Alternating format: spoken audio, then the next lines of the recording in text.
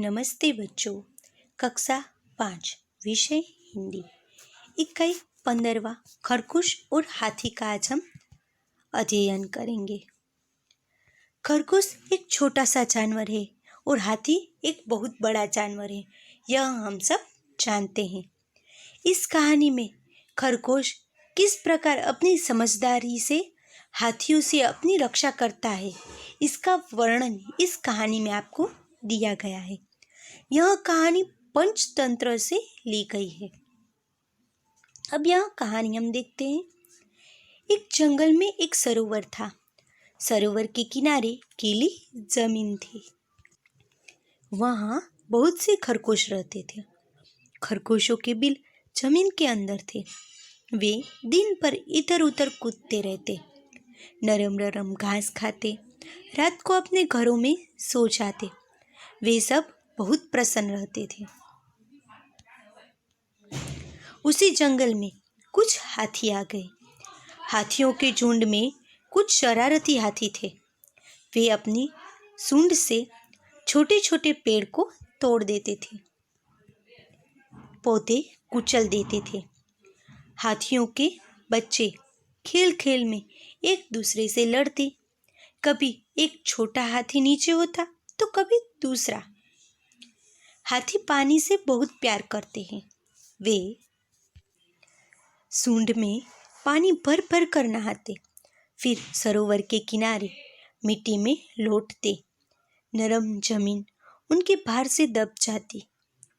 साथ ही कई खरगोश परिवार भी दब जाते। इससे खरगोश बहुत दुखी थे। देखिए, हमको यहाँ पर दिखाई दे रहा है, देखिए ना। फिर आगे देखते हैं।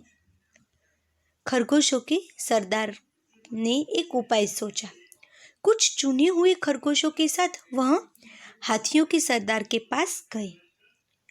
कुछ दूरी पर बैठा खरगोश के सरदार ने अपने अगले पांव उठाकर उन्होंने हाथ जोड़कर नमस्कार किया। हाथी ने भी सूंड उठाकर नमस्कार का उत्तर दिया। खरगोश का सरदार बोला, हम चांद के भांजे हैं। चांद में आप हमारे भाई बंधुओं को देख सकते हैं। हमारे कुछ भाई धरती पर रहने आए हैं। देखिए, यहाँ पर वो जो खरगोश है वह हाथी से कह रहा है, उसका चित्र यहाँ पर देखिए, दिख रहा है ना। मामा रोज सरोवर में आते हैं हमसे मिलने, वे आपसे नाराज है। हाथी बोला, क्या? क्यों नाराज है? हमने क्या किया है? खरगोश बोला, सरोवर के समीप नरम मिट्टी में सुराख करके हम अपने घर बनाए हैं। आपके आने से सुराखें दब गए हैं, जिससे चंदा मामा के बहुत से भांजे दब गए हैं। इसलिए वे आपसे बहुत ही नाराज हैं। खरगोश आगे बोला, वे रात को सरोवर में आएंगे और उन्हें यह देखकर अच्छा नहीं लगेगा। रात हुई, पूर्णमासी का चांद निकला। हवा तेज थी। सरोवर में हल्की हल्की लहरें उठ रही थी। चांद लहरों के साथ साथ ऊपर नीचे हो रहा था। हाथी और खरगोश वहां पहुंच गए। खरगोश बोला, देखिए महाराज, चंदा मामा गुस्से से कांप रहे हैं। आप जल्दी यहाँ से दूर चले जाइए। लगता है मामा आपसे बहुत ही नाराज हो रहे हैं। हाथियों के सरदार ने अपनी झुंड की तरफ देखा। सभी डर गए थे। सरदार ने अपनी सूंड ऊपर उठाई। सभी हाथियों ने ऐसा ही किया। अब सरदार बोला, चमकते हुए चांद को हमारा नमस्कार।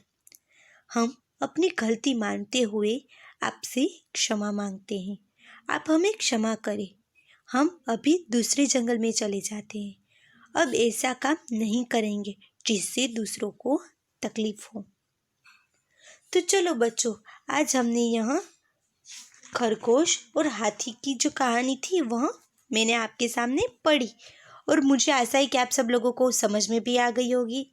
ठीक है, अब यह जो कहानी है वह आपको होमवर्क में एक बार पढ़नी है, और उसके शब्दार्थ एवं मुहावरे आपको हिंदी की नोटबुक में लिखने हैं। होमवर्क में फिर से दोहराती हूँ, आपको यह कहानी 15वीं कहानी जो है खरगोश और हाथी, यह कहानी एक बार घर से पढ़नी है एवं उसके शब्दार्थ और मुहावरे भी पढ़ने हैं और उसको हिंदी की नोटबुक में अच्छी हैंडराइटिंग से लिखना है। ठीक है। नमस्ते बच्चों।